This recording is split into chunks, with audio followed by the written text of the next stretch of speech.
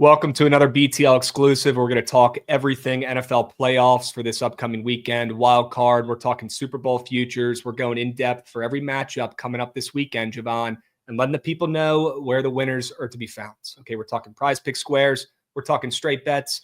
We might even mix in a couple futures in this podcast as well. But before we get into those games, Jovan, I want to go ahead and cut the shit and dive right into it. We've got your Bucs versus my Commies, Sunday Night Football. How are you feeling heading into Sunday night? I'm feeling good. I'm glad we're going to be boots on ground for it. It's the first in-person Bucs playoff game I will have actually been to, which will be super exciting. But get to break the seal on that and get Todd Bowles out there against the rookie quarterback. You know, this might surprise some people, but this is my first in-person playoff game for the Commies as well.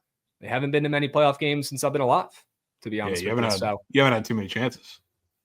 Yeah, the last memory I have is screaming at my TV playing against the Packers when Kirk Cousins is fucking us over. Not great memories from the playoffs from my lifetime for the Commanders, but hoping to change the tide down there in Tampa, Jovan, boots on grounds. It won't be the first time the Commies are heading down there to Tampa, and maybe that plays in their hands. Excited to talk about that game. We'll save all the winners for that one towards the end, but I'm really hyped for that one, man, and just being on there in that stadium, even with that stupid cannon going off whenever the Bucs score or do anything good. It's going to be awesome. Just being involved and being there, boots on ground. Fuck that cannon, dude. I can't stand it. No way we're still hating on the cannon, dude. I had to get a chirp out. And by the way, we're sitting right next to the cannon. We might as well be sitting in the cannon. Well, we might as well be in the cannon firing them off in the ship. It's unbelievable. You know what you can do about it, Krabs? You can tell Dan Quinn to get the defense to keep the Bucs out of the end zone. Unlike the first time when they dropped 37. So you heard that cannon all 37 times. Yeah, we heard that cannon plenty.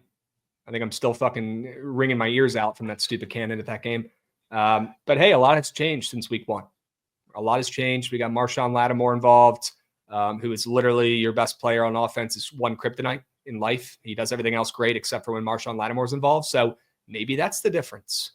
Both our secondaries are atrocious, pretty much besides Marshawn Lattimore. So excited to see how this game plays out. Excited to see how the rookie JD5 performs against the veteran Baker Mayfield, who I feel like is always counted out, always doubted. And looking on Twitter, maybe it's just me this week, but the Commies seem to be a very popular play. Maybe people are just hip to it being the team of destiny this season after we saw Marcus Mariota throw that crazy touchdown pass to Terry to end the season. Maybe people are hip to how good the Commanders really are, but will the lights be too bright down there in Tampa against some of those veterans? Only one way to find out. Under the lights on Sunday Night Football. Carrie, bring us home. That one's going to be epic, Jovan. But we'll save the winners towards the end. We'll keep people around. Why don't we go ahead and dive into the first game for Wild Card Weekend and get the juices flowing, get the winners cooking, and talk Chargers and Texans. All right. I think a lot of people had the Texans before the season, Jovan, as their Super Bowl future, their pick, right? CJ Stroud, a great rookie year. If only somebody told, everybody he was going to be great. Oh, wait, I did. I was screaming it from the mountaintops. And he was unbelievable in his rookie season. But like most quarterbacks, Jovan, year two, sophomore slump incoming, he had one. And look, the Texans are here. That's great. But I think we can all agree they have not looked as sharp as we all hoped and expected. And the Chargers have been a pleasant surprise this season. And they finished the season on an absolute heater, Jovan, 8-3 to end the season. And they covered 13 of their last 18 games. What are your thoughts on Chargers versus Texans, the first wild card game of the weekend? This is an interesting game, Krabs, because you couldn't look worse out of really any of the playoff teams, I guess not name the Steelers in the AFC, going into the playoffs than the Texans. There is not much going for them right now. And I will say, as high as you were on CJ Stroud, I think towards the end of last year, I started to bet against him and kind of led the train that he wasn't nearly as good as the market was saying he was, or people were kind of glazing him for. And I was a little too early then, and continuing into this season, I feel a little better about those takes and betting against him this season. But this is a tough matchup. You got the Chargers hanging 3 on the road, which I think is a little telling, but it seems like just like the Commanders on the other side seem to be the only dog everybody's people giving a shot. This seems to be one of the other ones that nobody thinks has a fighting chance in one of these coin flip games. So I like the Chargers. I'm scared to pull the trigger, though. I think you said it perfectly there, right? Chargers open up -3. I'm liking them as well, and I'm seeing them down to 2.5 some places, depends on where you look. And I'm seeing a lot of bets on the Chargers. Not a lot of people believing in the Texans right now, but we know at their best, they can beat anybody. And that defense is actually, I think, pretty solid. Are they solid enough to slow down the Chargers? I think they could be in the playoffs and Harbaugh's first stint back in the NFL in the postseason. And looking at this total dropping from 44.5 to 42.5, I wouldn't mind locking in the under. And I probably will have that locked in instead of going with a side here.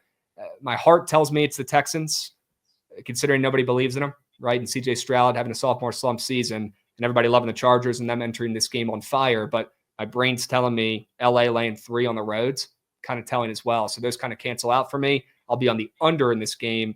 And there's a prize pick square I'm looking at as well, Jovan. Justin Herbert, less than 1.5 passing tutties. Not saying he can't move the rock down the field, but that's an extremely greened out chart. I'll probably have some coins on that less than as well. Sure. It does feel like, for whatever it's worth, I don't know what side. I guess the Chargers would technically qualify as this, which would be pretty unfortunate. I feel like every time we open with the Saturday day game in Houston, because 70% of the time when they're in the playoffs, it happens to be this kickoff day game, the sharp side is always kick. Always kick, which worries me a little bit. But definitely worries me. Those games always get weird in the most unfathomable ways possible. And I feel like this might be one of them. Probably not with points. I'm with you with these defenses. Yeah, locking in with the defenses. I'm looking at Justin Herbert's prize pick squares. They're all very popular, and it's not looking like he's going to have a great day. Very greened out charts of late. I mean, he finished the season very strong. I kind of want to fade the offenses, and I'm not saying I want to back the Texans, but I'm starting to lean that way. And I'll certainly be on this under in this game. Jovan, were there any other prize pick squares or players you were looking to eye in this one? I don't have too much in this game, to be honest with you, but I do think the tight ends are going to be a big factor, really on both sides. I think they're going to be the safety nets for both of these quarterbacks, which I think are going to be under a good amount of pressure in this game. CJ Stroud's been struggling significantly against the pressure, so I was definitely looking more so on the Texans side at Dalton Schultz in his receiving yards, but I do think this will be a big tight end game on both sides. So I like the both of them. Dalton Schultz, more than 35.5 receiving yards. Love that. Look, it's been the Joe Mixon year. He's carried this team the majority of the season until about the last month or so. He's cooled off. I have a feeling he's going to be a very popular play. Nobody's going to really be taking CJ Stroud, considering his struggles this season. I think you flip it heading into the postseason here. You fade Mixon on the prize picks board. You take his less than 16 fantasy score against that Chargers D-line that's stout, in my opinion. Very stout. I think he's going to have a tough time running. And he's looked pretty weak and tired the last month or so. Look at his stats. The last month of the season, he really struggled. I think it's CJ Stroud who balls. I like his 13.5 rushing yards more than on prize picks. And I like his more than 15.5 fantasy score as well. Although I like the under in the game, there's going to be some points in this one. And I wouldn't be surprised if CJ Stroud ends up being the best player on the field once this one's done, which nobody really expects after this season. Sure. All right. If you had to take a side, Jovan, before we move, where are you going? It would be the Chargers, but I'd be lying to you if I said I felt incredibly good about it. Okay. I went into this thinking it was going to be the Chargers as well, but I think I just talked myself on the leaning the Texans. Okay. But the under is the play I'll be taking in this one, along with some of those prize pick squares I mentioned, backing CJ Stroud to do well. Might even throw in that Dalton Schultz receiving yard square, and certainly taking that less than 1.5 passing tutties from Justin Herbert. All right. Let's go ahead and move on to the second game of the wild card weekend.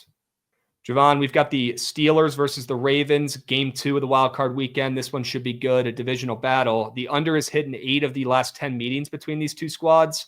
And Mike Tomlin, as we know, he's a cash cow as an underdog, 13-3-2 against the spread as a dog against Baltimore since 2007. Crazy stat. The guy's a cash cow as a dog, especially against the Ravens. But Baltimore's laying a pretty fat number. Even with Zay Flowers being ruled out, that line only moved back to -9.5 for Baltimore. And the way the Steelers limped into the season, I'm not really surprised to see it. Jovan, what are your thoughts on this matchup? It's a tough one because, even with the fact that the 34-17 game that was just a couple weeks ago, that was a dominant performance for the Ravens. And that was one of the games that really is aiding the narrative that the Steelers have been so bad coming into these playoffs, which they have been. It's been strange to watch because I think we all get into the same mindset watching the Steelers earlier in the regular season when they're always put together good performances. They look like they're, I don't know, for real, but we all know it comes crashing down in the end, just like always. I was starting to believe for a little bit earlier in the season, and the second half of the season is not giving me any sort of confidence. But again, we know how these games go, whether it's interdivision between either of these two teams or when the Browns are good, when the Bengals are in the playoffs and good, whatever it is, these games are dog fights. So do I think the Ravens are going to lose this game in Baltimore? No. But do I think the Steelers are going to give them a fighting chance, at least a lot closer to the effort they saw the first time in Pittsburgh? Yeah, I do. So I do like Steelers stay in this one. It'll be ugly. It'll be gross. Might require a backdoor, but I think that's the direction we're headed. Well, Mike Tomlin, he does it every time. Just when you think he's got no chance, with the Steelers playing their worst football of the season, they can't score any points or get in the end zone the last month of the year.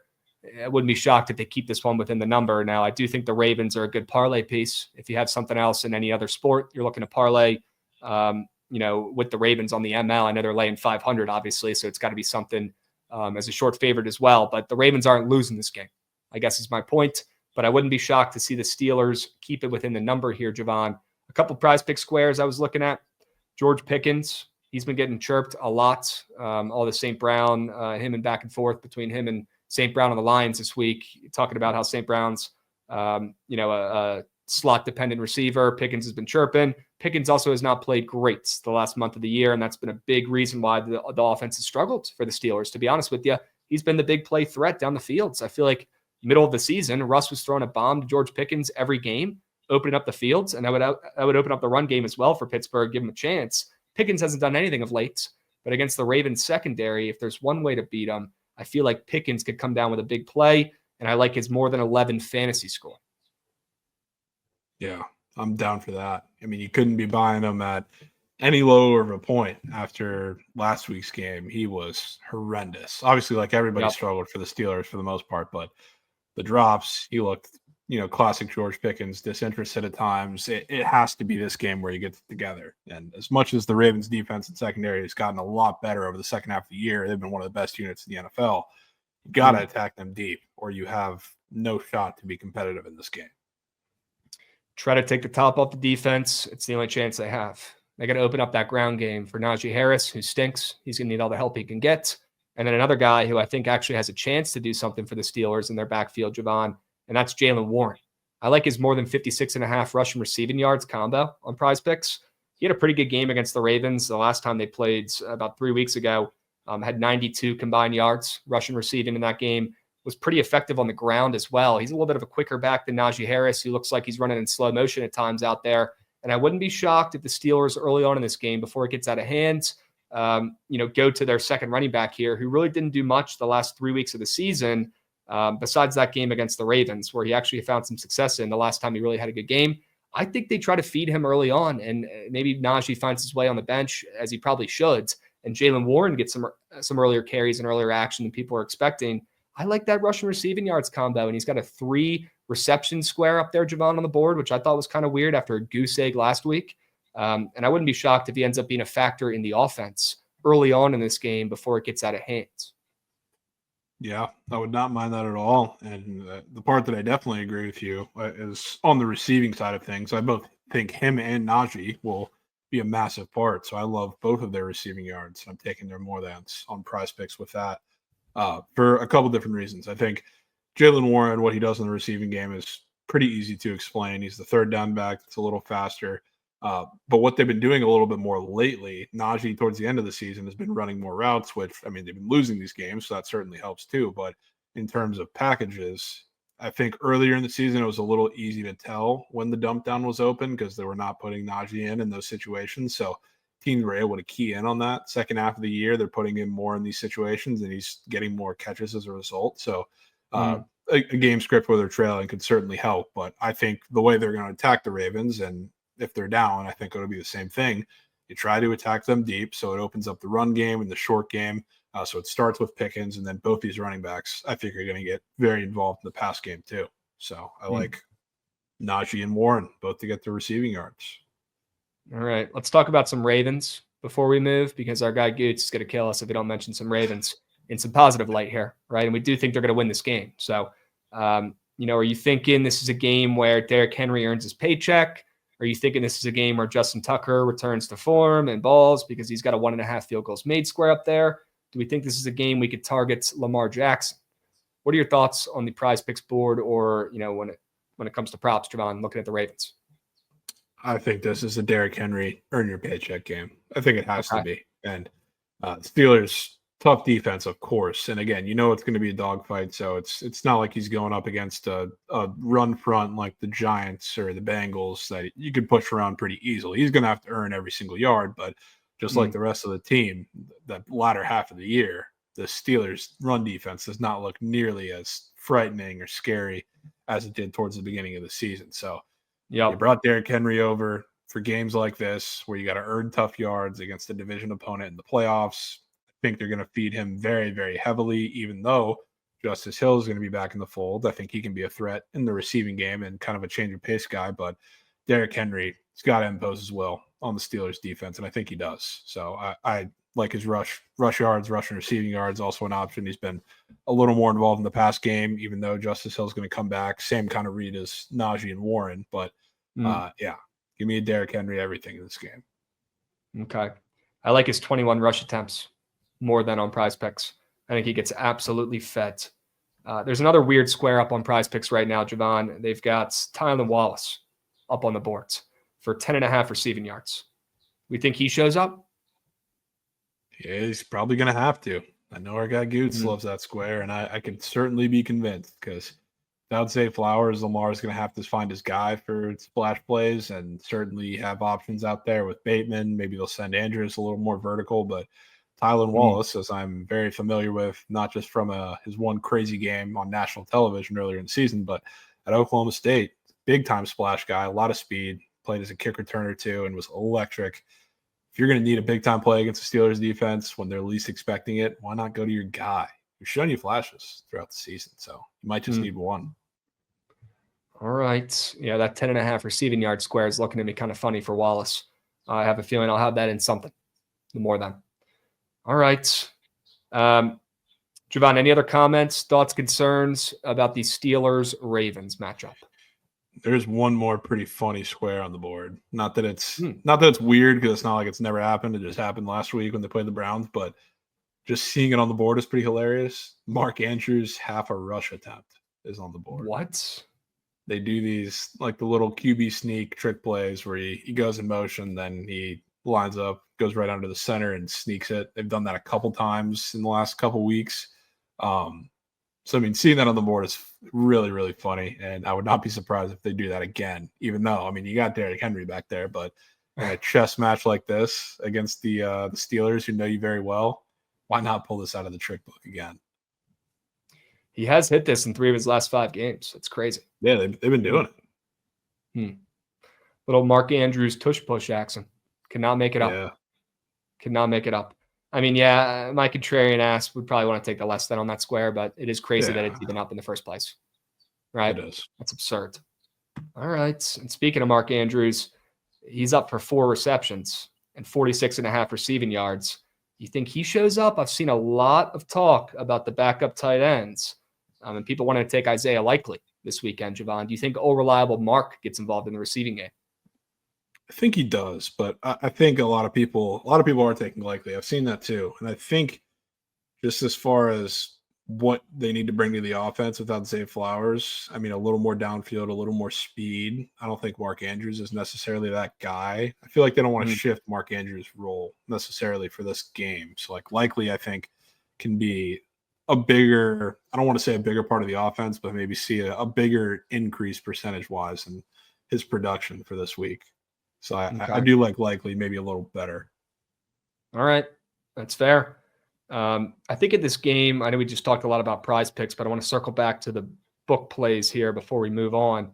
I do like the Steelers when it comes to the spreads, although I really don't see a world where the Ravens don't advance. I like the over in this game. I talked about the trends, 8 of the last 10 meetings between these two teams. The under has smacked. I think we get an over in this game. I mean, the Steelers, their offense could not be worse heading into the postseason right now. They've hit the under in 4 of their last 5. The Ravens have had some overs of late, but their defense has been great. They haven't allowed more than 17 points in each of their last 4 games.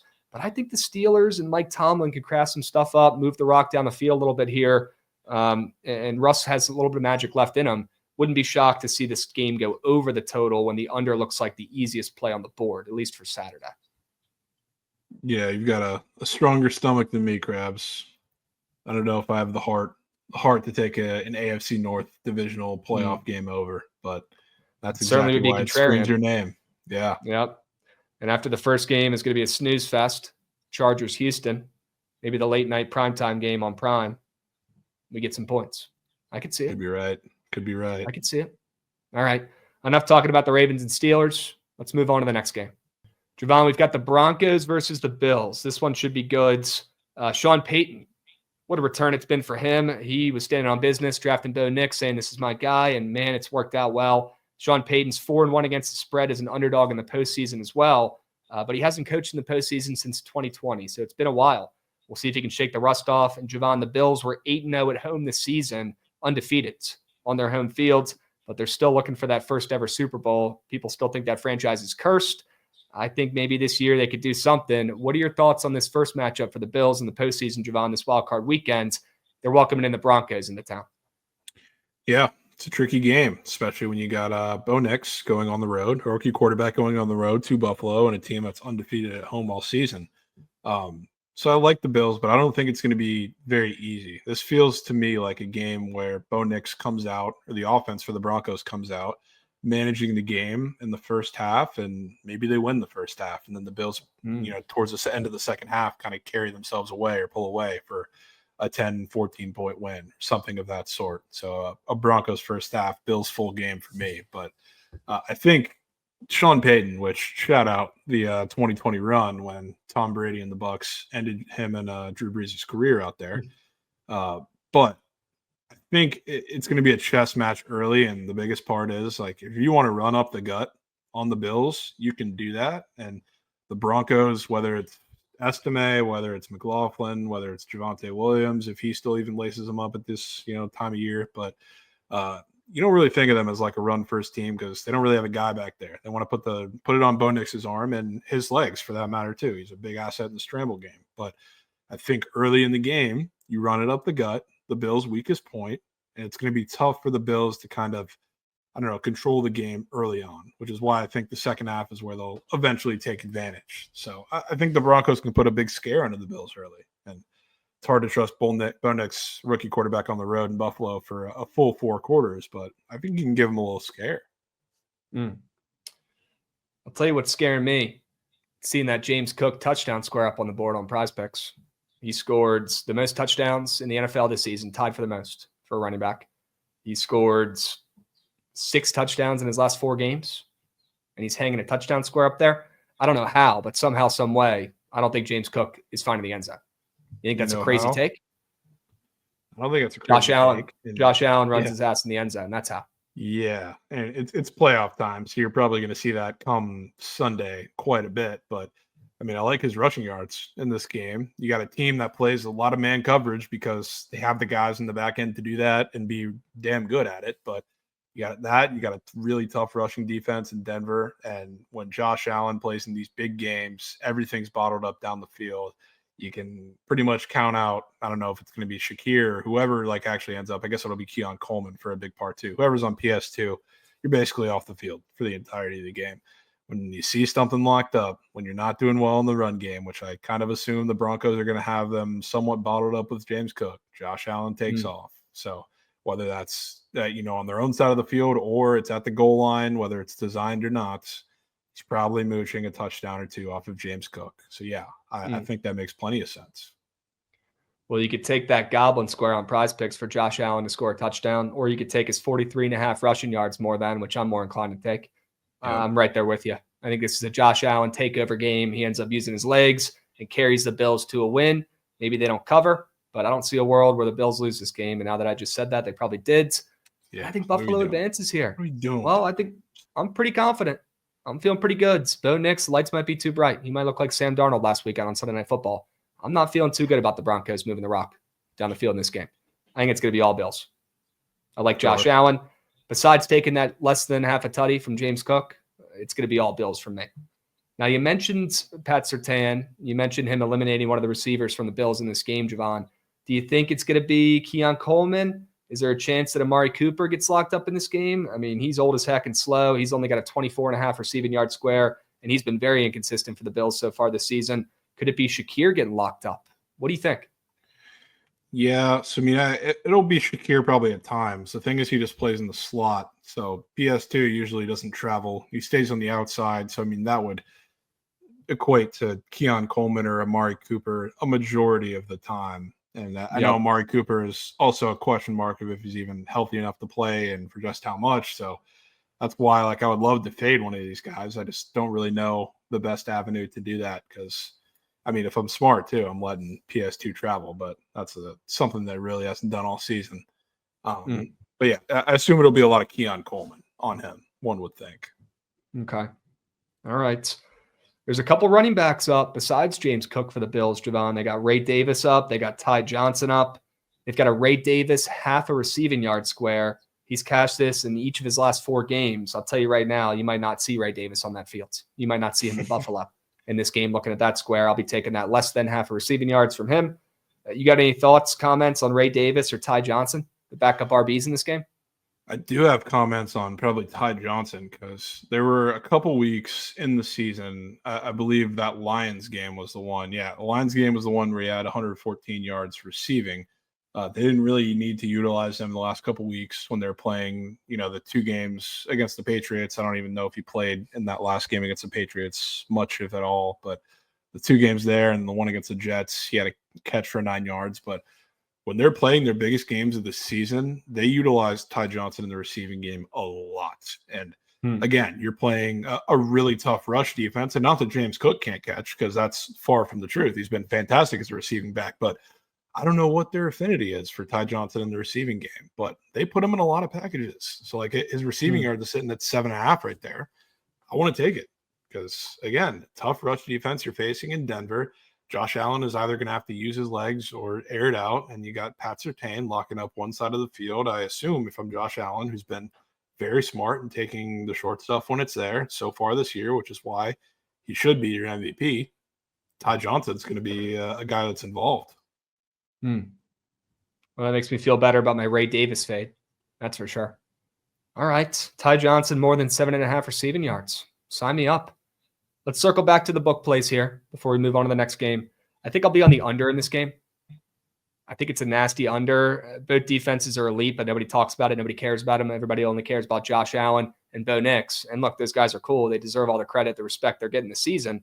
But I think the defenses stand up, and I think the Bills, although they do advance in this game, and they might even cover, to be honest with you, I won't be getting cute and backing the Broncos in this one, even with Sean Payton's great record as a dog in the postseason. Not this time, not in this spot. But I'm going to take the under in this one because I think there could be some nerves on both sides, especially from the Bills early on. Lights are bright. First playoff game. They've had a cakewalk all season pretty much. Josh Allen looks the best he ever has. Wouldn't be shocked if the Broncos defense stands up in the first half and Pat Surtain locks up. And then the Broncos defense has low-key been one of the best in the NFL all year. They're going to give Josh Allen and the Bills some trouble, at least early on. I'm not seeing many points in this one. And Bo Nix, lights will be bright for the rookie as well in this game against McDermott's defense. Give me the under. Sure. I definitely agree with that. And I'm going to go Broncos first half, plus 5.5.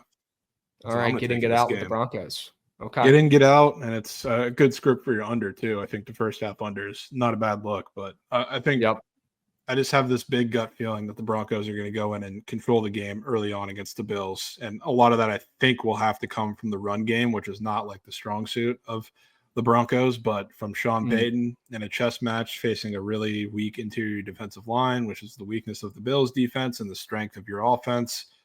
Get going and manage the game early. I mean, especially when you're playing with a rookie QB on the road in the wild card round of the playoffs. So something tells me the game's going to be close for a while, and you're going to get some comments on Twitter about Josh Allen being the MVP. I could see it. All right. Josh Allen legacies in the second half, carries the Bills to a win. TBD if they cover. Jovan will be on the Broncos first half. I'll be on the under in the game. All right. Let's move on to the next game. This might be the game I'm looking forward to the most, Jovan, besides the one we're going to go to. Packers and Eagles. Man, I'm looking forward to this one. You got the Packers. And look, these guys played first week of the season, by the way, Jovan, in Sao Paulo, Brazil, where the Eagles claimed that 34-29 victory. But the Eagles are kind of limping into the postseason right now. They're banged up. Their QB situation is whack. You got Jalen Hurts going through concussion protocol. And they got to face an underrated Packers defense that I think is really good. Nobody talks about them really at all. They're ranked 6th in points allowed this season and 5th in yards allowed. That's no slouch of a defense over there in Green Bay. I think the Eagles are going to have their hands full in this game, Jovan. What do you think about Packers versus Eagles? You know what I think, Krabs? You know what as a fan in the NFC with another team, I'm very scared about the Eagles coming into this playoffs for a couple reasons, and they all circulate around the same thing. I think there was all the talk about Jalen Hurts, how banged up he was going into the playoffs. He sat out, obviously. He was injured, didn't clear protocol. Saquon sat out, didn't go for the record. Selfless move by him. I think you are going to get a very scary-looking, refreshed Eagles team, and that worries the piss out of me. And for this game specifically, I think it'll be back and forth, and immediately I want points in this game. And it has nothing to do with what we saw in week 1 in Brazil, because I feel like that game was a big-time anomaly. I don't know. The field sucked. You're in Brazil. Obviously, Jalen Hurts in that game. I mean, that was the worst, most questionable game he's played all season with all the horrible interceptions he threw. There are big splash plays. You had guys slipping all over the field, leading to massive plays on both sides. So, it has nothing to do with what we saw then. Coming, between then and now, the Eagles' defense has gotten significantly better. The offense has been pretty banged up. They're limping into the playoffs, but they've been rested.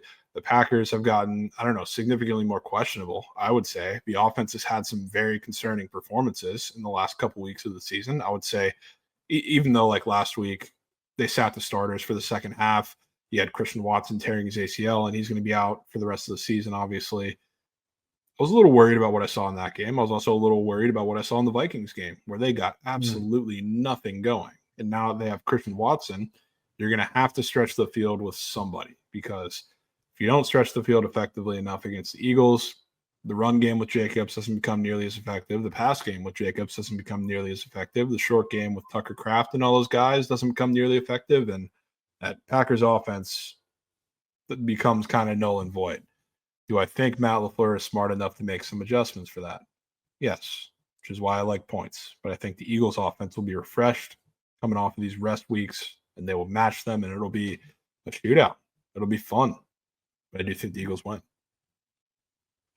Well, shit. Maybe some of my bias is leaking into the analysis in this one, but I'm seeing the Packers showing up after Jordan Love gets banged up. They take him out of the game. Eagles are all rested. They're feeling great. Saquon's got fresh legs. Jalen Hurts, you don't need him to play at the end of the season. They already got 13, 14 wins, whatever. They're good to go.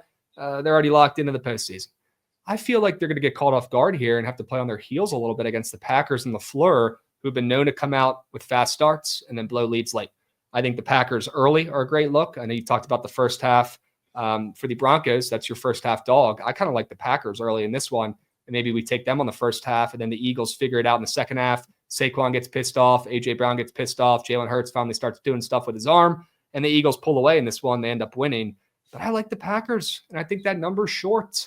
And I think it's short for a reason. I think Green Bay, even coming in off of back-to-back losses, I think they show up, and LaFleur's defense is really the one bright spot here.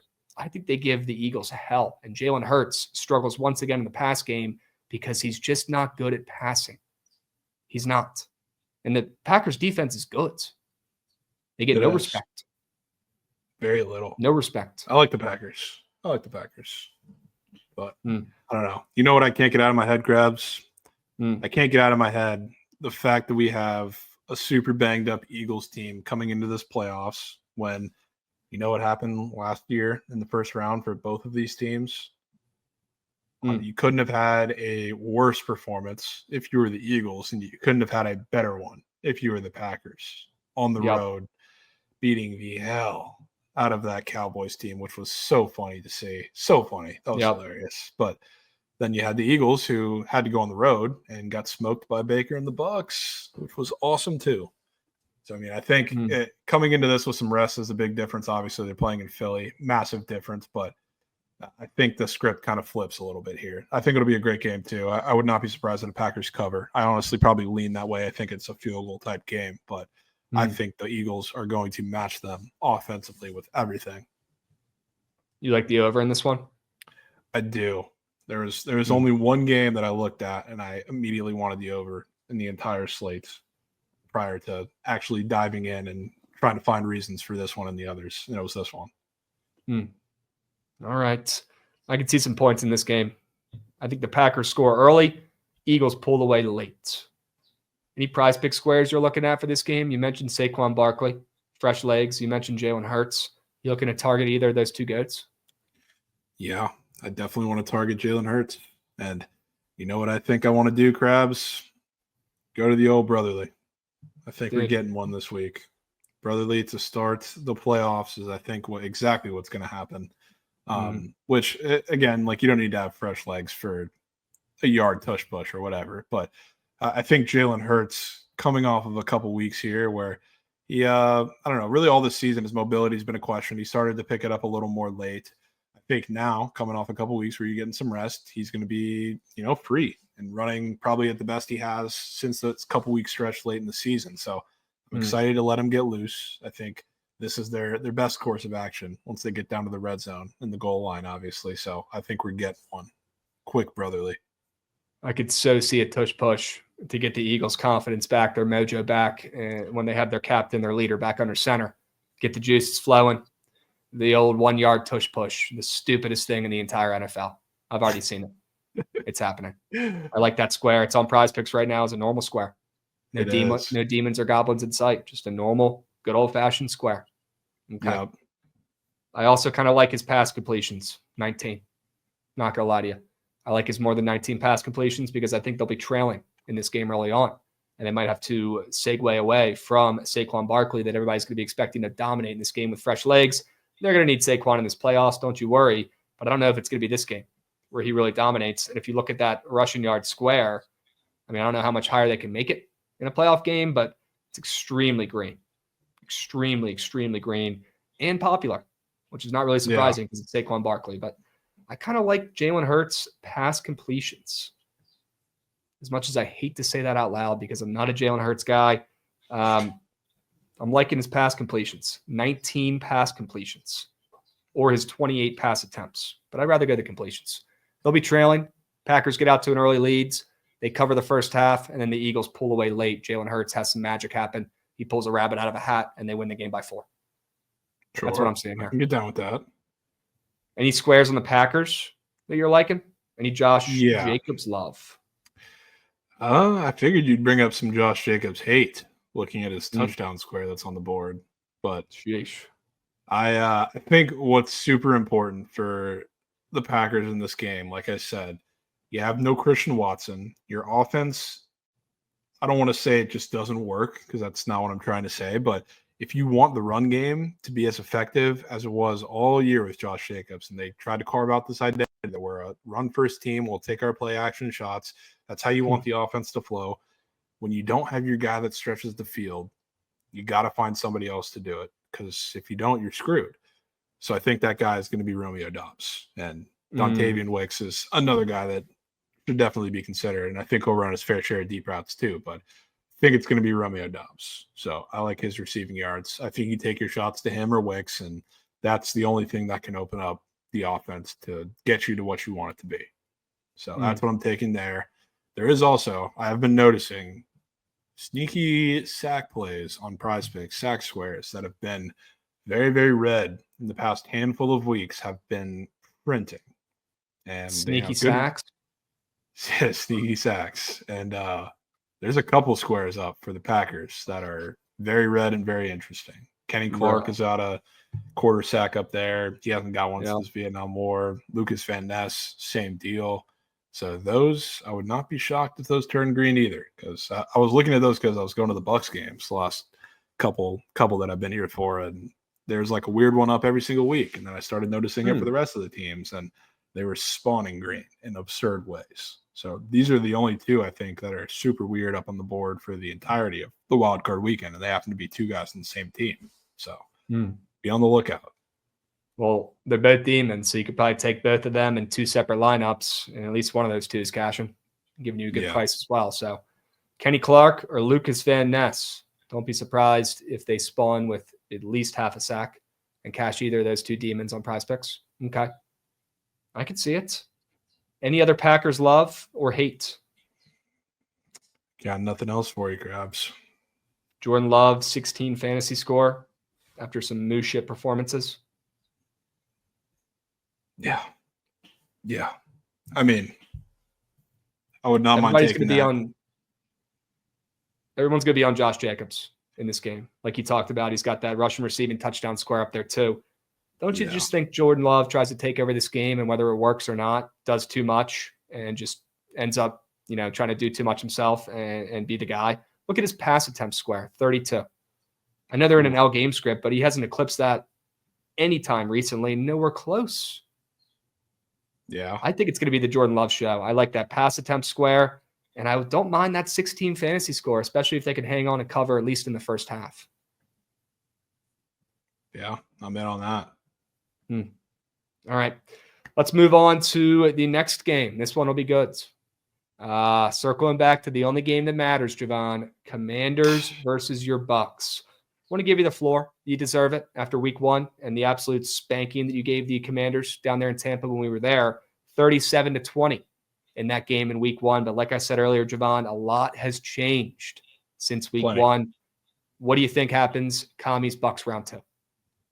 Yeah, I mean, obviously we're both going to sit up here and give arguments for our own teams as expected, but I definitely was worried coming into the game, and I don't want to act like I'm not, because a lot has changed since that first game. They were very fortunate to get the first start of Jaden Daniels, and not to say he didn't look good, but the pass game has evolved since then by a million times over. So like in that first matchup against the Bucs, Todd Bowles kind of had him in a box. They said, run when you want because you're not passing the ball on us right now, which that secondary for the Bucs up until now has gotten drastically worse. But they're getting a big guy back today or this week, which I'll talk about. But yeah, I saw this line and I expected to be a little shocked that it was going to be shorter. I'm glad that it wasn't. And we're seeing a field goal now. And like you said earlier, the fact that there's really only one dog, it seems like, that a lot of people are giving a chance to pull off an upset this week, or at least that's what we're seeing on Twitter. And it happens to be the Commanders against the Bucs and against Baker Mayfield, who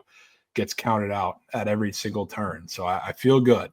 I think it's the Bucs winning. I don't think it'll be easy. I think Jaden's going to give them problems, but at the end of the day, I can't stand Todd Bowles. I can't stand his coaching style. I think we win in spite of him a lot of the time. The offense has been great the last couple of years. Canales was fantastic last year. Liam Cohn has been fantastic this year. But the one time he does show up is when he's facing inexperienced quarterbacks in big moments, in the playoffs especially. We saw what he did to Jalen Hurts last year. It was also a running quarterback that he saw for the second time this year. He eliminated him on the ground. Jalen Hurts only ran one time last year compared to, I think, the 11 he ran in their first matchup in the regular season. So he's going to do everything he can, and it definitely helps getting Antoine Winfield back, which he's the rock of that secondary. He is the rock of, they love the blitz. Obviously, it's the Todd Bowles defense. If I was a betting man, I would say Antoine Winfield's probably going to be in the backfield a couple times in this game, sending pressure on Jaden Daniels, and he's one of the best guys in pursuit as well. So he's probably going to be spying him a little bit too, because he is just that versatile. So I feel good. I feel good, Krabs. I think I'll be sweating for a lot of this game, but eventually come out on top. Yeah, I don't know if I'll be feeling too good, especially with the year of the square continuing into 2025. I'm seeing an outright win here. Like the public grubs once again, outright, because of one guy, Jaden Daniels. Jovan, you talk about Todd Bowles having great success against rookie QBs, young QBs. That's great. That doesn't matter. That doesn't mean shit against Jaden Daniels. He's not your ma and pa's rookie QB. Okay, this is JD5. This is one of, if not the best quarterback in the NFL right now as a rookie. This is not your ma and pa's rookie QB in the postseason. And he's going against an atrocious secondary.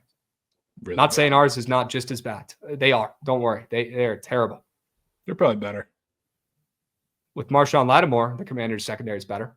Yep. Yeah. And that seems to be Mike Evans' kryptonite in his career. So I think we got one hell of a chance. I really do. I think we go down there and we smack that ass after getting embarrassed in week 1. A lot has changed in those 18 weeks. I think the Commanders come into this game with a lot to prove.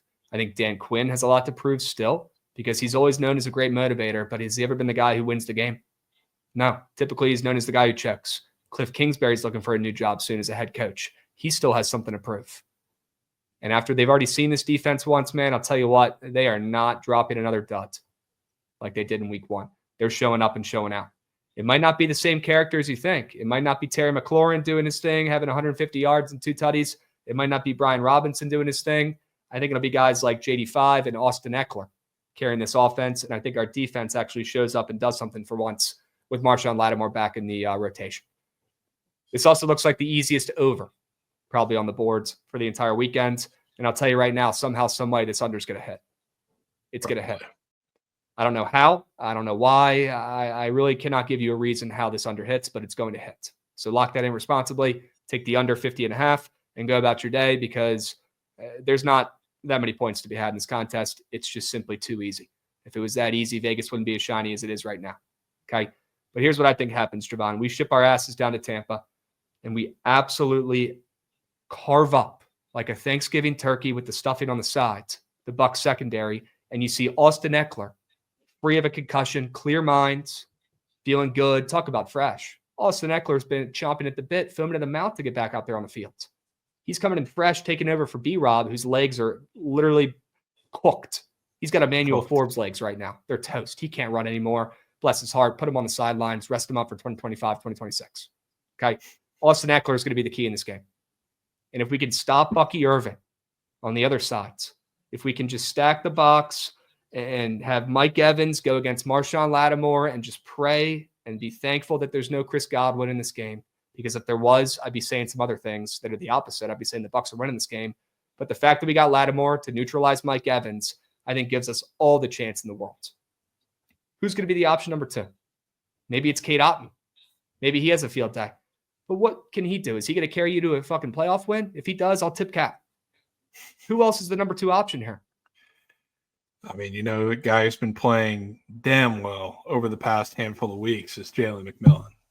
He has been unbelievable. And it seems like there's Mike Evans is always there for every big moment, but every big moment that like they've needed a play to happen, it's been one of 2 things. It's been Baker Mayfield with his legs, or it's been Jalen McMillan making a play for a splash play on a big time catch. So I've got a lot of confidence in McMillan, and it definitely helps that Cade Otton's back too. But there's a sneaky guy who's been a big part of the offense. I'm not sure just how big he'll be a part of it now that Cade Otton is back. But rookie tight end Devin Culp has been Gronk. He has made some big plays over the last couple of weeks. So I'm wondering to myself if he's earned more PT, and maybe the Bucs run out a couple more 2-3 tight end sets this week and get him more involved. He's actually been a big time weapon in the pass game. So I would not be surprised if that's the case, especially being that there are 2 really good linebackers out there in Washington, and Frankie Louvu, who I can't believe the Panthers let him out of our division. That was fantastic. But Frankie Louvu and Bobby Wagner are there. You know what I think they're going to do? I think because Baker Mayfield has had a lot of big time runs, and a lot of those have come, frankly, like going right up the middle. I think they're going to shade him towards the middle of the field big time. They're going to play a lot of inside leverage, which means whatever tight ends out there, whether it's Otton, whether maybe it's Payne Durham, maybe it's Devin Culp, I feel like they're going to play off of that very, very well. So I think the tight ends for the Bucs are going to be a big part of it too. Look, we could talk about our own teams on here, and people listening are going to say, no shit, you're backing your own guys. I want to switch it up a little bit here for a sec. I want each of us to go over a square on the opposing team. Oh, I got a player who they think is going to do well on the opposing team. You already have yours. Okay. Oh, yeah. If you have it, let me hear it. Yeah. I mean, this guy's been kind of your Jalen McMillan over the last couple of weeks. He's been grubbing. Olamide Zaccheaus, a friend of the NFC South. Pay him. He's been goated. Yes. And he's been on a run, I think, the last 3 or 4 weeks. I don't think that run is stopping now, because if you're going to take advantage of this Bucs defense, I mean, you're going to attack probably the opposite side of Antoine Winfield. But I think Antoine Winfield's going to be needed in the backfield quite a bit too, and pressing all on the line and playing some of Zach Ertz as well. He's going to be all over the field, probably not on Zaccheaus' side of the offense too much. But the rest of the defensive backfield is banged up to hell. They have been through hell and back with injuries all season. Didn't change much last week. You got guys getting hurt and ended for the season. You got guys like Jordan Whitehead, the other safety, getting in a car accident, which sucked, and his season's over. So If anybody's going to be open consistently in the secondary, like Terry's going to get his, of course, but I think Zacchaeus, who has been a thorn in the Bucs side when he played for the Falcons for years now, is going to do it again in Tampa. Yep. I agree. I think that's a pretty good pick. I think they'll do whatever they can to slow down Terry having a career year and make anybody else beat him. I like that play. I also like Bucky Irving to go against my commies. I like his rushing receiving yards combo, 110.5. I don't care how high it is. I don't care if it gets bumped up. Bucky Irving's going to get his in this game. I'm very scared about Bucky Irving getting his on the ground early on. And then when the Commanders have a lead in the third or fourth quarter because they're a second half team, you're going to see him getting more effective in the air when the Bucs are playing from behind in the fourth quarter. I like Bucky Irving to absolutely go nuclear. His more than 110.5 rushing receiving yards combo. Love it, Krabs. Love it. And a lot of the reason why I like the Bucs too, frankly, is because, and this has plenty to do with Bucky Irving. I don't know that I've seen a worse called game from Liam Cohen all year than I did last week against the Saints. And interesting. A lot of that was because the run packages were very odd. Like they were going away from like their normal run packages with Bucky, and like they had a second and like 4, or no, it was 3rd and 4. They ran like a QB sweep with Baker Mayfield with Bucky in the backfield, which was odd to me. And like I didn't understand. Maybe they were keeping something in the bag for the run packages like 100%. This week, but there was something up with that game that it seemed like they were trying to lose for parts of it. So Bucky is going to have himself a day, and part of, I guess, the same thing that I said for the tight ends. You got Bobby Wagner, you got Frankie Louvu, who I assume are going to want to take close eye on Baker Mayfield, because when the Bucs haven't had anything doing on offense, he's been scrambling and bailing them out of a lot of situations. I have a feeling he's going to have to take a few more of those checkdowns instead in this game, which maybe it's Rashad, maybe it's not, but Rashad's been getting kind of phased out of the offense the last couple weeks. So thankfully for us, because he sucks, but Bucky doesn't. Yep. It's got to be all Bucky.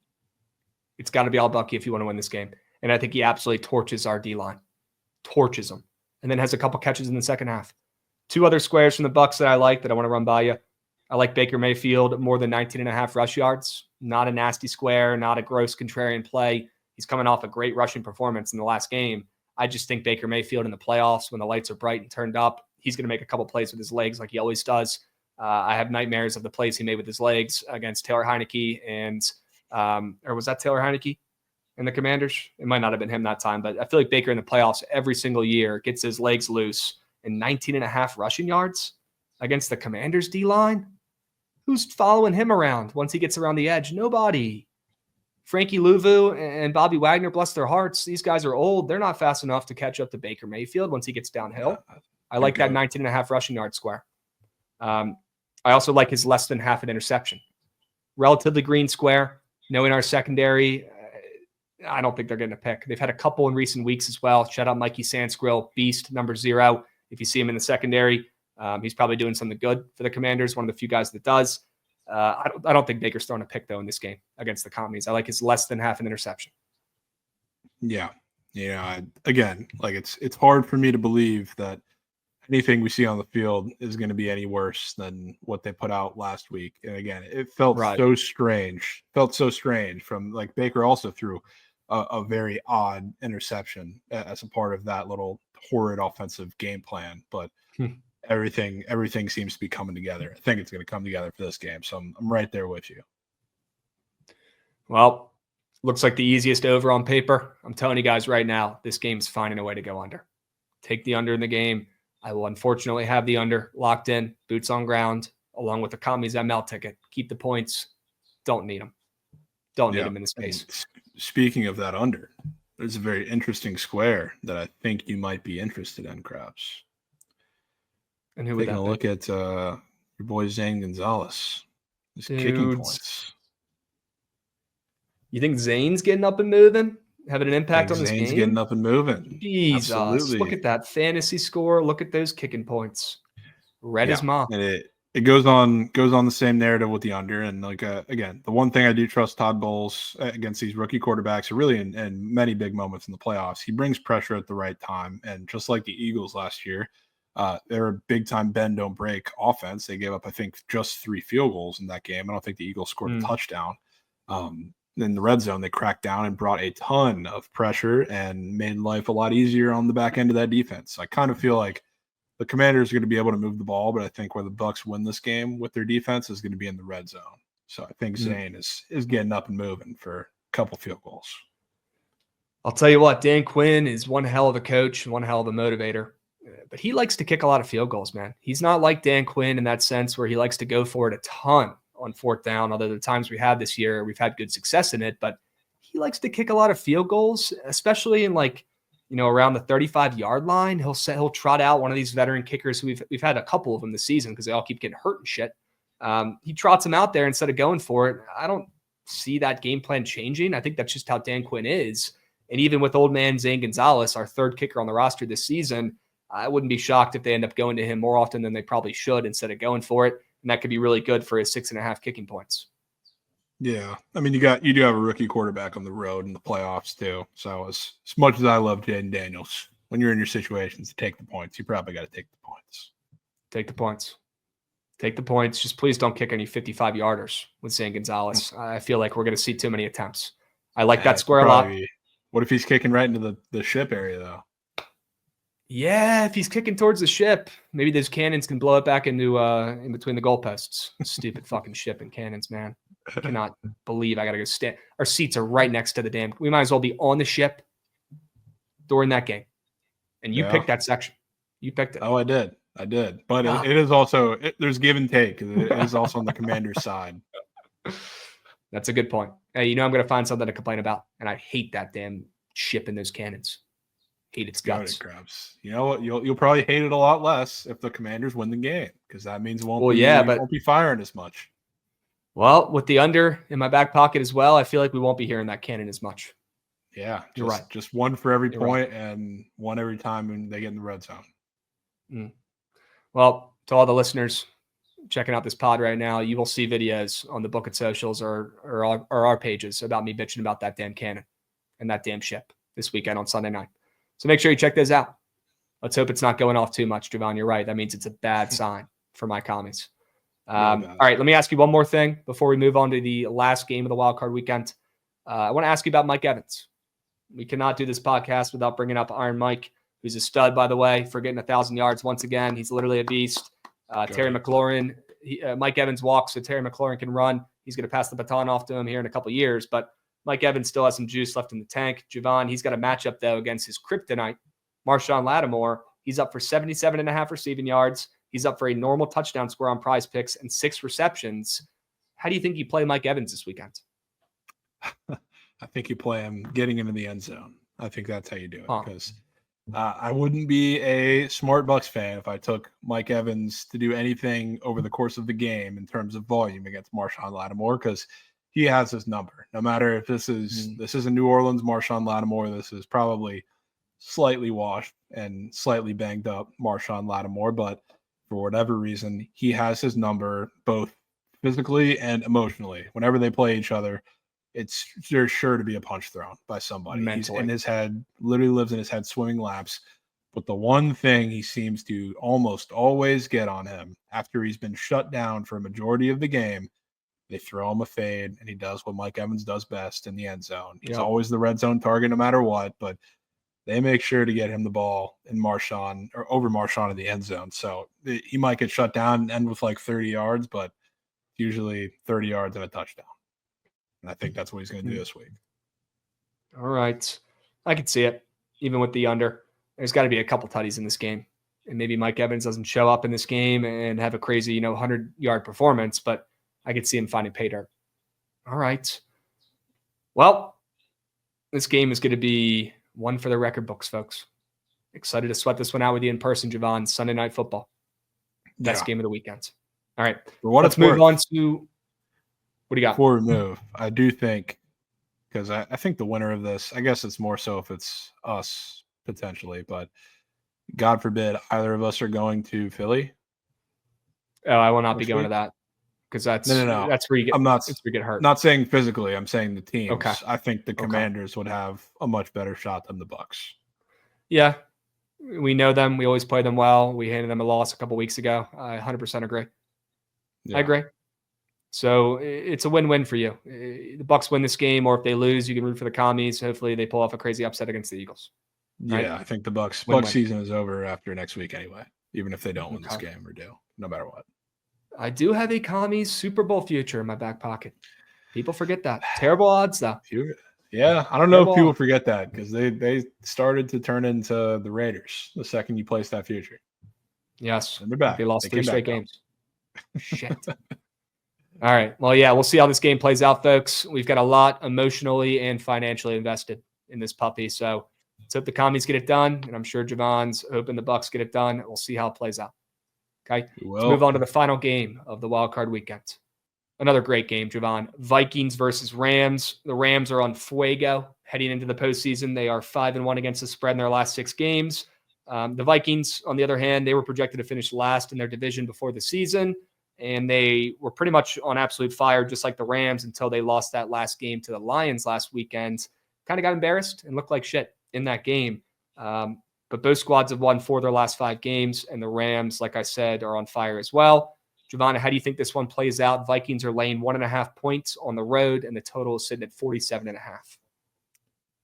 It's kind of hard for me to look anywhere but the Vikings in this game because I wouldn't be me, and I assume to some degree you wouldn't be you if you saw this just generational performance and one of the best games of the season, a generational sell job by the Vikings where they look terrible in every aspect. Like this is I know they've had a couple of blips, not very many, because not many you can look to on their schedule, but a couple of blips where you've looked at Sam Darnold and been like, okay, he still looks like Sam Darnold, the one that we saw at the Jets for quite some time.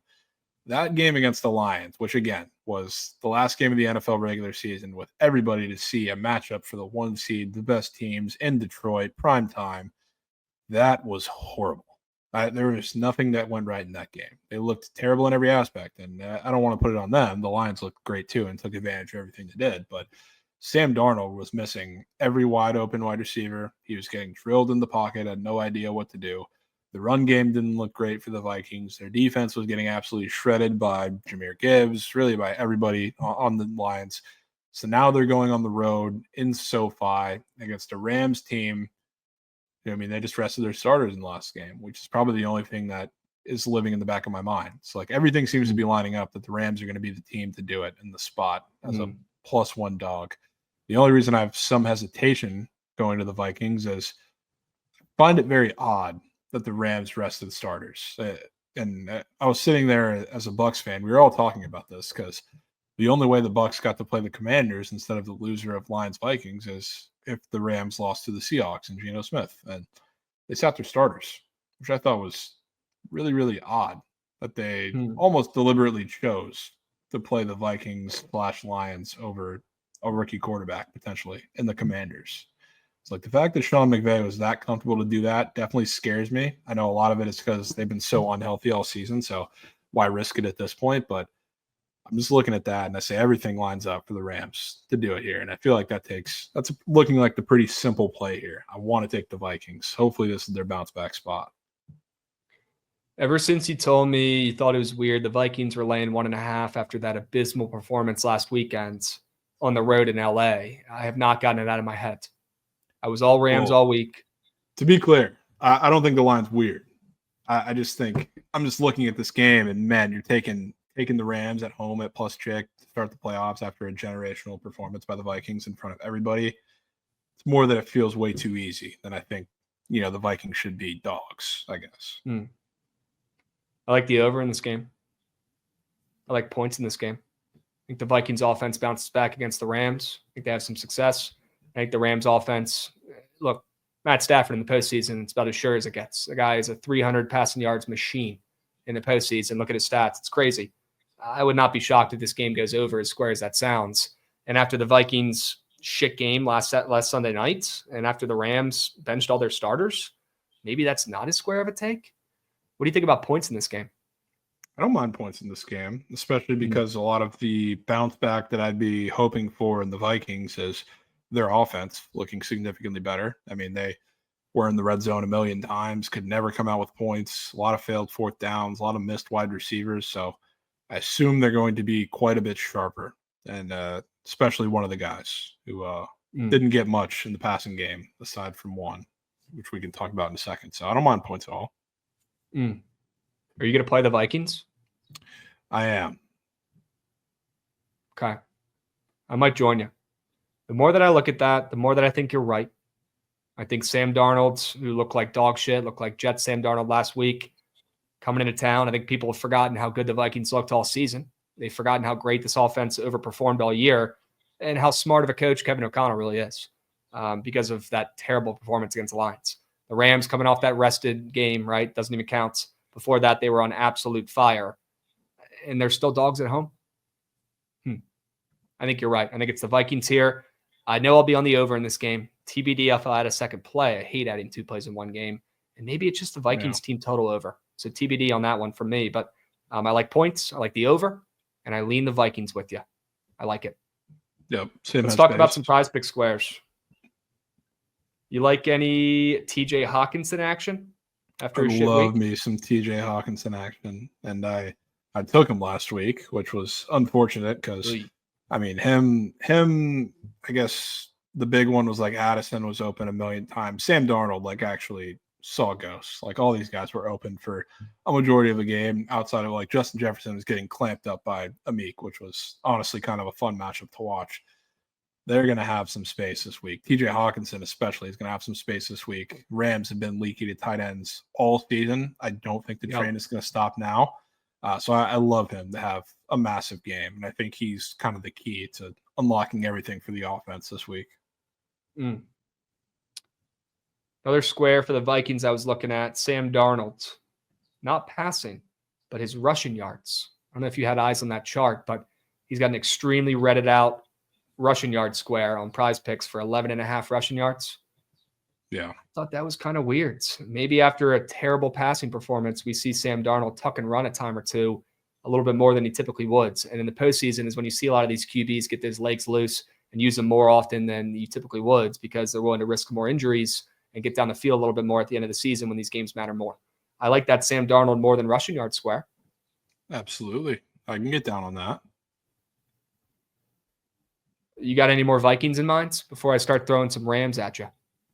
I will tell you probably my squarest thing of the weekend. I guess we talked about Derrick Henry too, but squarest thing I think I like all weekend, which is a normal square on prize picks, Justin Jefferson scoring a touchdown after one of his toughest matchups, I guess, by production wise that he's seen for quite some time. I mean, he was getting clamped. Shout out to Amik because that was one of the better performances I've seen all year. Really, I mean, period, against Justin Jefferson while he's been in the league. He's getting his get back this week, and he's going to be grittying or whatever he chooses to do in the end zone because it's just about that time. The Vikings are going to bounce back. They're going to get their win. If they're going to put up more points, it's going to start with getting Jetta in the end zone. Coming off of back-to-back weeks with no tutties. I'm in. Sign me up. I like points. I like the Vikes. I like Jay Jettis to find pay dirt.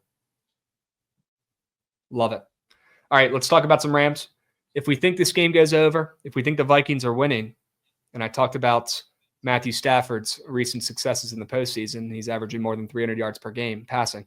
I like his more than 239.5 passing yards, Jovan. Pretty redded out chart. I like his 1.5 passing tutties as well, but I like the passing yards more, especially with the Vikings angle and lean as it comes to the sides. But I like Stafford passing yards, and I wouldn't be shocked as square as it is if Puka hits his receptions as well. You got any thoughts on Puka or Matthew Stafford? Yeah, I mean, Puka, when he's been healthy, has just been the guy. I think we all kind of expected over for Cooper Kupp. Yep. Yeah, we expected Cooper Kupp to be the bigger guy that he is, and whether it's injuries or just because Puka's that damn good, hasn't really mattered. So Cooper Kupp's probably on his way out of LA, and Puka's going to be the guy anyway. But yeah, if they're especially in a trailing game script, Puka is going to be so heavily involved in this game. So heavily involved. Against that Vikings secondary? Yeah. It's got to be 100%. Puka. Has to be. You thinking his 89.5 receiving yards? You thinking his 8.5 demon receptions? Probably his receiving yards. 89.5. Probably his receiving yards, yeah. Okay. He's got a rushing yard square up, half a rush yard. I was just about to say that. I was looking to see if there was they did have a rushing receiving square up there just in case, but they took down the normal one. It's just a demon and God now. But that pops back up. Might just take that because when he does go over that rushing yard, it's usually a chunk play for double digits. He's had some runs this season, especially in the second half of the year. That's for sure. Yeah, 100%. Any other Rams you're looking at targeting here? DeMarcus Robinson's up for 26.5 receiving yards. Kyron Williams is a dog. Any other Rams that you're looking to target here, Jovan?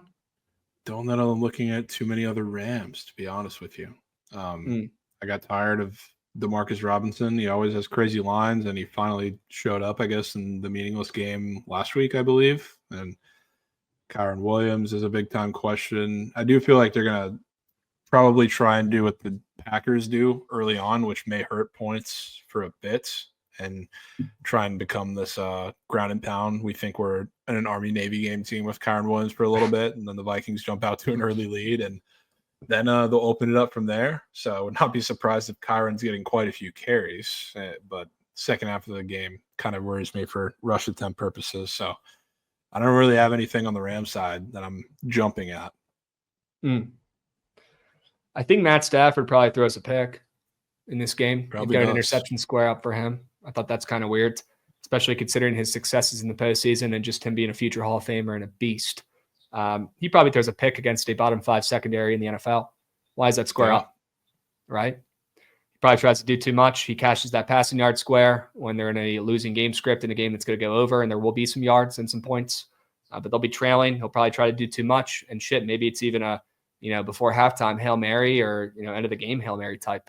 Could help us out if we think they lose this game. 100%. I like that more than half an interception square. Yeah, I'll have that in something. All right. Yeah, that's probably it for me in this game. And I'll be looking to take Puka Nacua more than 89.5 receiving yards unless they put up that normal combo rushing receiving square. Or if they put up a normal reception square, I'll give it another look. But I don't really want to take either the Demon or the Goblin receptions. I'd wait for them to put up a normal one if the odds settle. Okay? Yeah, that's fair. All right. Vikings, huh? I think you've convinced me. I'm in. All right. Well, Jovan, before we get into our Super Bowl predictions here, let's go ahead and segue right into it. Jovan, it's been all Chiefs the last couple of years. They've cost me some serious coins. I really hope you're not coming with a Chiefs future here today, but let's talk about some Super Bowl futures and some Super Bowl odds here. The Lions getting some serious respect. Probably wouldn't be expecting that. And with some of these other teams involved, they're the favorites at plus 300s. And then you've got the Chiefs, the Ravens, the Bills, the Eagles, and then a pretty big drop-off, and then the rest of the other squads. I want to go ahead and ask you right off the rip here, who is your Super Bowl champion? I pray I'm wrong about this, Krabs, because remember a couple years ago, it was when it was Chiefs-Eagles in the Super Bowl. I was campaigning for Chiefs and Mahomes pretty much all playoffs. Here it comes. No. Listen to me. Hear me out. I was campaigning for them pretty much right before the season ended. I kind of felt it happening, and I wanted nothing more than to be wrong about it. This year, I've said this even prior, since the beginning of the season, I kind of felt it coming because we were talking about certain off-season addition they made. Super Bowl champion is the Eagles, plus 700. And I will do cartwheels, especially if the Bucs are the ones to eliminate them, but same for the Commanders if they end up getting that matchup. But since the beginning of the season, when we were talking about fantasy and talking about Goat Whale, talking about just how much Saquon it was going to change this offense, that all came true. And our fantasy teams, found the better for it, both us and anybody listening who chose to draft Saquon. But now the thing that I said earlier that really scares me about the Eagles, there's question marks because you say it's injuries, whatever it may be, but you're getting a fully rested Jalen Hurts coming back from his concussion, which I really think if he wanted to, pass protocol before now, he probably would have. But I think he's healthy. I think he's ready to go. Saquon is coming back for blood. He wanted to get that record, but never really would say it. But They rested him because they know they have bigger things beyond them. The pass game, I think, is going to look really, really good in the playoffs. The defense has been getting stronger and stronger since the season came by. And I think I have a bad feeling that we're going to end up with the Chiefs on the other side of the Super Bowl somehow, some way. But the AFC is such a gauntlet. I have no desire getting involved there. If I want some Cinderella to be the Chiefs, I at least want to go to the other side of the league to do it. Not that the Eagles are this big underdog or anything, but I think this is the year, and I would never be happier to be wrong about it because I cannot stand that franchise or that team, and I know you can't either. God, I've never wanted you to be wrong more in my entire life than right now. Oh. Yeah. Should we just end the pod right now? Fuck this. Might have Tell to. me the Eagles are going to the bowl? Again? Might have to.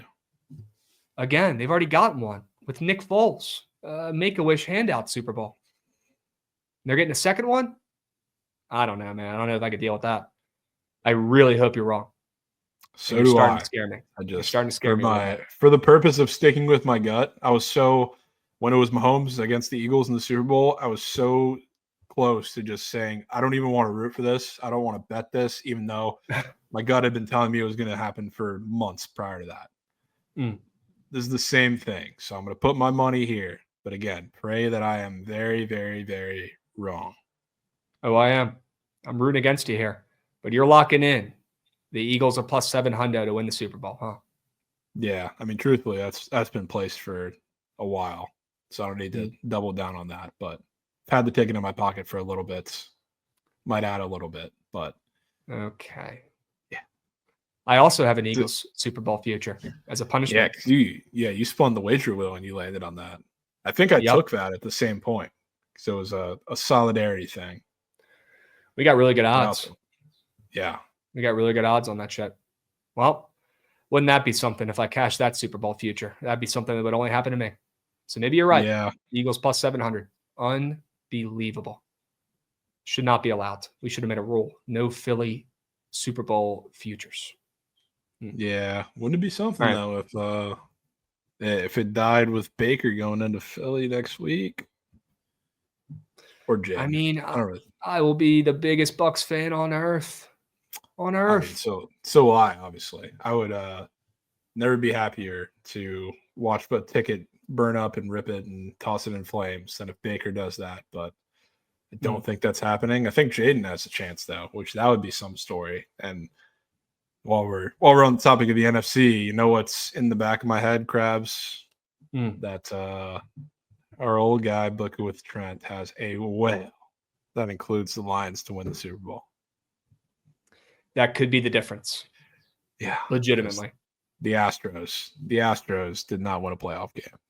That's right. It's swimming in my head that he did. There could be a Lions upset aloof. Yep. On the horizon. I agree. I certainly would not be taking him a plus 295. Are you kidding me?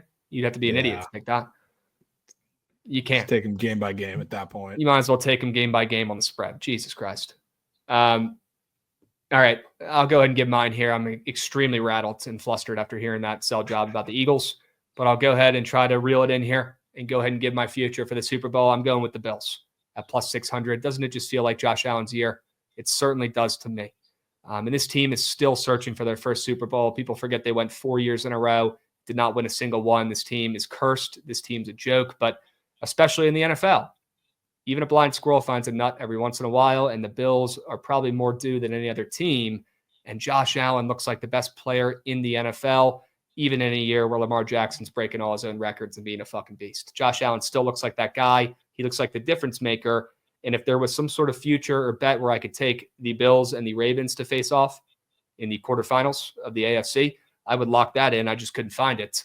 Those two teams are going. They're facing off against each other, and whoever wins that game is winning the Super Bowl, in my opinion.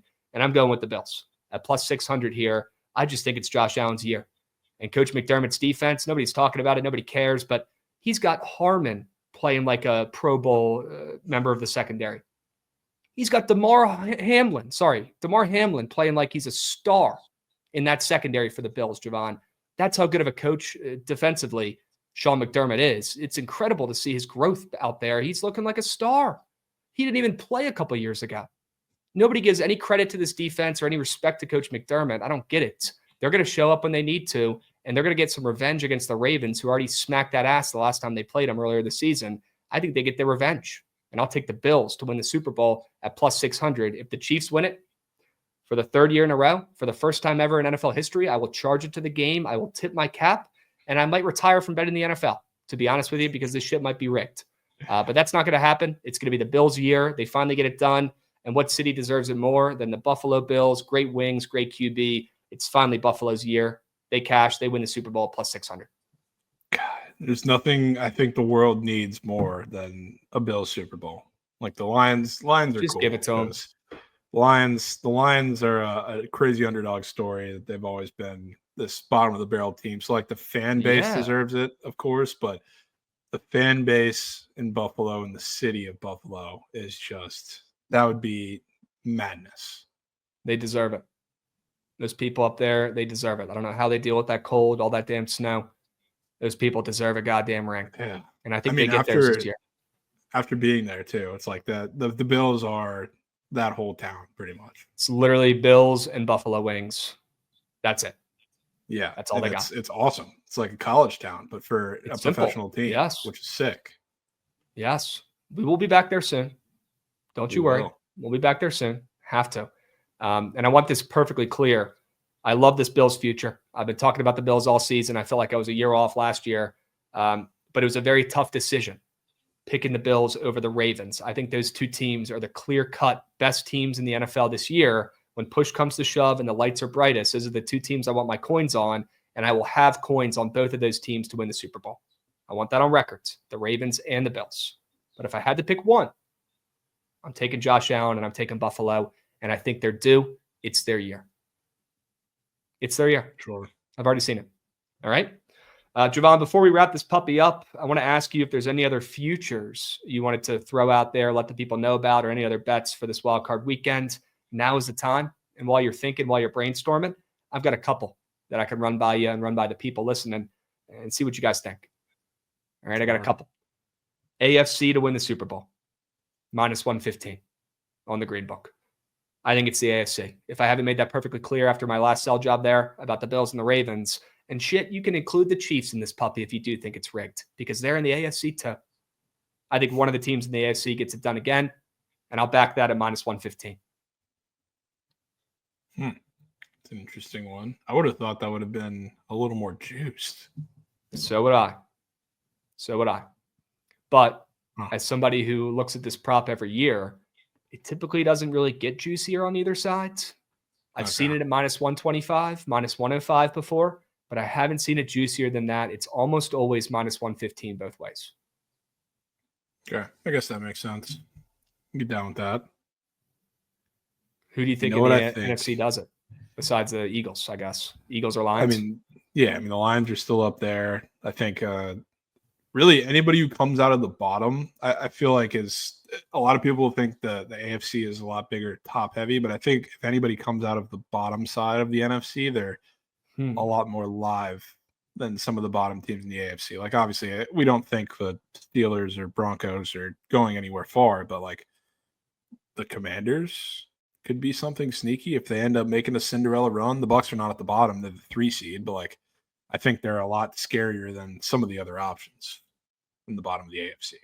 So like I think it's more open than it seems, but yeah, it's probably gonna be the AFC if it's not the Eagles. Bills or Ravens. That's what I'm seeing, and I'm pretty set on it. I understand your Eagles sell job. I get it. Bless your heart. I can't come around on that.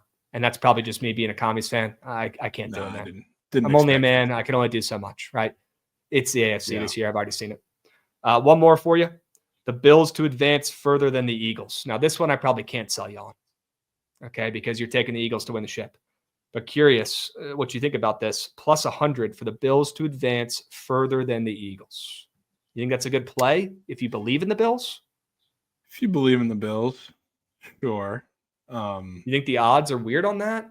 You think it should have been minus coin? I mean, kind of. Yeah. I feel like you'd just be better off taking the Bills against the Ravens if that were the case. I know. I just can't find that line. Well, yeah, I know that. I'll have that up. I'm just saying, like, I feel like the juice may not be worth the squeeze on that. Hmm. Okay. Yeah, I mean, you're not going to agree on that one. You got the Eagles going to the damn Super Bowl.